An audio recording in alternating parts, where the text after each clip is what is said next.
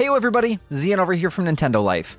So today's the day. Nintendo 64 games are finally available on the Nintendo Switch. And Alex and John and I, we had this big stream planned for today. We were just going to hang out and play a bunch of Nintendo 64 games online with each other because we were so excited to be able to play games like Mario Kart 64 online, or hopefully someday in the future, Pokemon Stadium's mini games. You know, there's tons of different games that we would love to come to play together.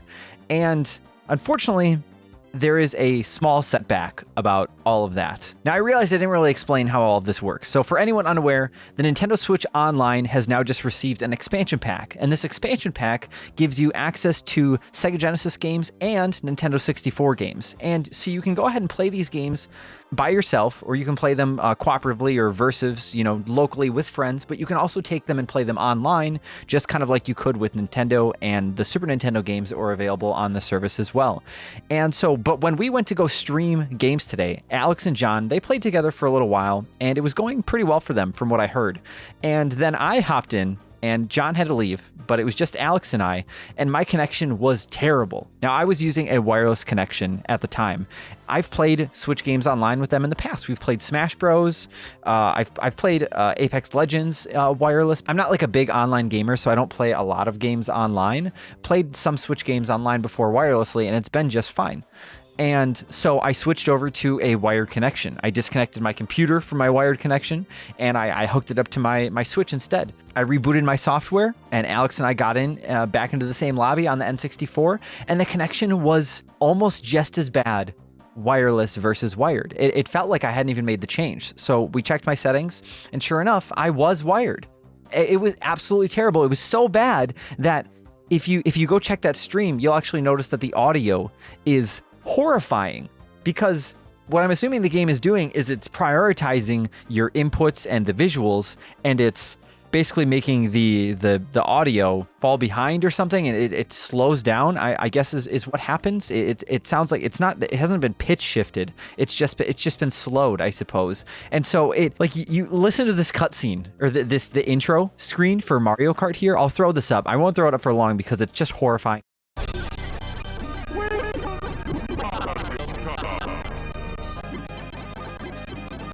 This is a creepypasta.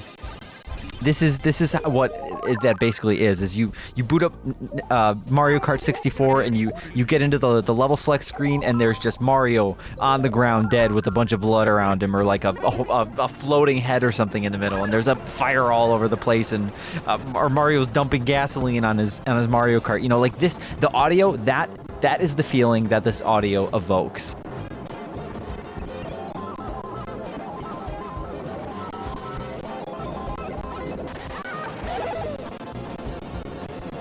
The best part about all of this is that the gameplay is still functional. I think we were still able to race all right on the first track in Mario Kart 64, but when it came to trying to do like battle mode and some of the other tracks, I feel like it got to be more difficult. And especially, so then I went and played online with one of my friends, Taco, and he, like our connection, he lives in the US here, and so our connection was much better. And I should point out the fact that I am located in the US, and Alex and John that I played with they're located in the UK. And I also played with one of our editors from Pure Xbox. I played with Daniel as well. I played with him just to see how our connection was there, and it was completely unstable as well. It was, traditionally you have 4 bars on screen for your wireless connection. There were times where I was playing with John and when I was playing with Daniel that my connection was 0.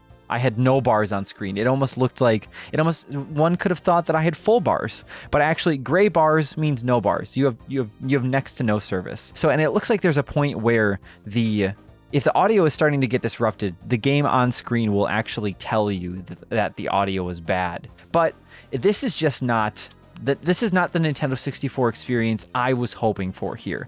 I'm very excited. I'm happy that I'm going to be able to play with my friends from the US here, that are far away. I live in a different state now where I don't get to see my close friends really anymore. And so hopefully, I'll be able to use this as a way to play some N64 games with them. But the fact that I can't go and play really realistically well with John and Alex and my other friends from Europe, it's frustrating.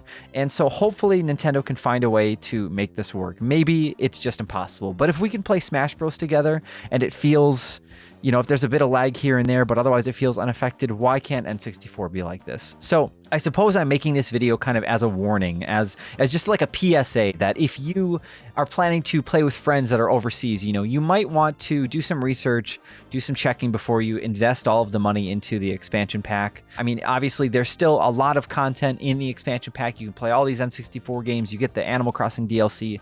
This is not me trying to tell a bunch of people to not buy it, but if your sole purpose, if one of the most exciting reasons for you, if the whole reason you wanted to get this expansion pack was to play with your friends who live on the other side of the pond, you might not be sailing as smooth as you hoped. Feel free to let us know in the comments down below how your online gameplay for the Nintendo Switch, Nintendo 64 online app has been so far. Let us know if you've played any Sega Genesis games yet. I have not tried that just because I don't have a lot of friends online right now, and I guess I could change that just by adding more people, but I'm trying to not have a friends list that's 100 people. But of course, let us know your experiences in the comments down below. And as always, if you enjoyed this video and you found it helpful, then why don't you go ahead and give that video a like, and then why don't you go ahead and have a solid connection with that subscribe button by giving it a good old click, and then ring the notification bell to be notified whenever we put up a new video. Thank you all so much for watching. I'm Zion from Nintendo Life. Stay safe out there, and we will see you next time.